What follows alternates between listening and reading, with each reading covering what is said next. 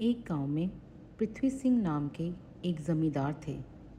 पृथ्वी सिंह काफ़ी पैसे वाले थे। उनकी दो बेटियां रचना और पुष्पा थीं।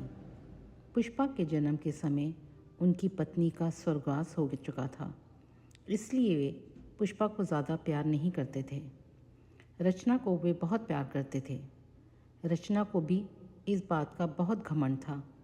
वह भी अपनी बहन पुष्पा से नफरत करती थी। रचना के लिए बढ़िया से बढ़िया पकवान बनाए जाते थे।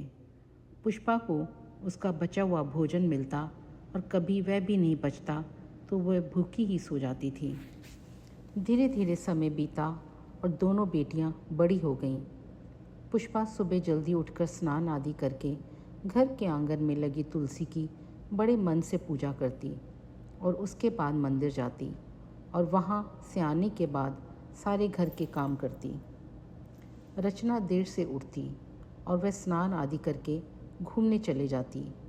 एक दिन पुष्पा ने रचना से कहा, बहन, हमारी माँ नहीं है।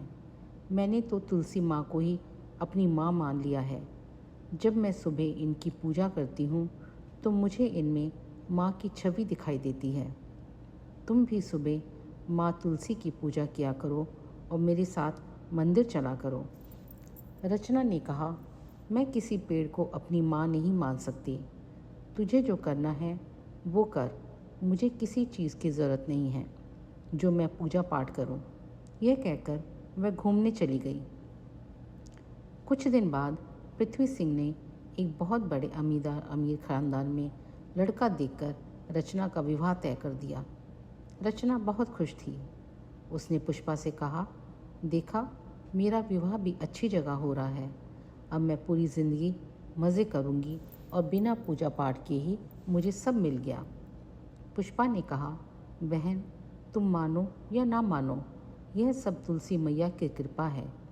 जिस घर के आंगन में तुलसी मैया का पौधा होता है और उनकी पूजा होती है, उस घर में कभी भी कुछ अशुभ नहीं हो सकता। रचना ने कहा, ये सब किस्मत से मिलता है। तूने बचपन से आज तक तुलसी की पूजा की, पर तुझे हमेशा पुराने कपड़े और झूठन ही खाने को मिला। और मुझे देख, मुझे सब कुछ, बहुत कुछ, सारा सुख मिला। पुष्पा ने कहा, बहन, इतना घमंड करना ठीक नहीं है। अब तुम इस घर से विदा होने वाली हो। एक बार तुलसी मैया का आशीर्वाद लेकर ही अपनी ससुराल जाना, तो वहाँ भी तुम्हें कोई कष्ट नहीं होगा। तभी पीछे से पृथ्वी सिंह की आवाज़ आई, तू अपनी चिंता कर, रचना को कोई कष्ट नहीं हो सकता, क्योंकि उसके लिए मैंने ऊंचा खानदान देखा है और खूब दान दहेज देकर उसे विदा करूंगा। इस सब में तुलसी की पूजा पाठ से कोई फ़र्क नहीं पड़ता। तब पुष्पा ने कहा, पिताजी, भगवान की मर्ज़ी के बिना तो एक पत्ता भी नहीं हिल सकता। यह सब भगवान की ही कृपा है। पृथ्वी सिंह ने गुस्से से कहा, ठीक है, मैं तेरा विवाह किसी गरीब के घर में कर दूंगा, फिर देखता हूँ तेरी पूजा पाठ कैसे काम आती है। पृथ्वी सिंह ने रचना की शादी के बाद पुष्पा की शादी एक लकड़हारे से कर दी। उसे कुछ भी दान दहेज नहीं दिया। पुष्पा खुशी खुशी अपने पति के साथ उसकी छोटी सी झोंपड़ी में रहने लगी। वहीं आंगन में तुलसी मैया का पौधा लगाकर रोज़ उसकी पूजा करने लगी। कुछ दिन बाद बरसात का मौसम शुरू हो गया। ऐसे में लकड़ी काटने का काम नहीं मिल पा रहा था। पुष्पा के घर में काफ़ी परेशानी होने लगी। एक दिन वह अपने पति के साथ मंदिर गई। वहाँ वे पूजा कर रहे थे, तभी उन्हें एक सेठ जी मिले।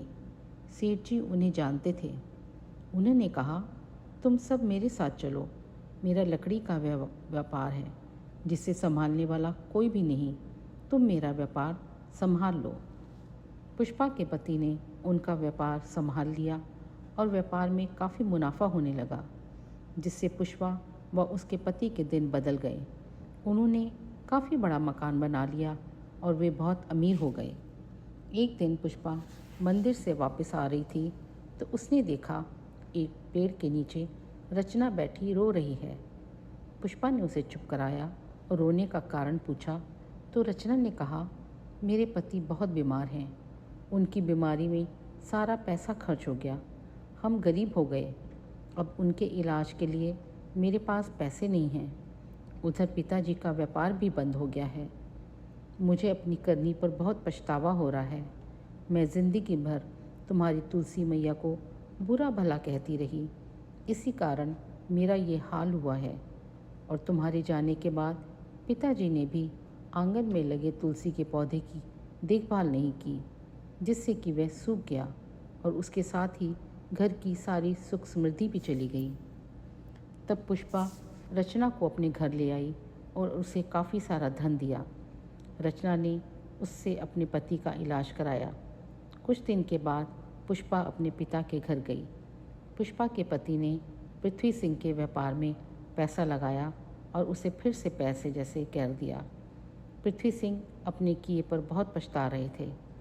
सबने मिलकर आंगन में तुलसी माँ का पौधा लगाया और नियम से तुलसी माँ के पौधे की पूजा करने लगे।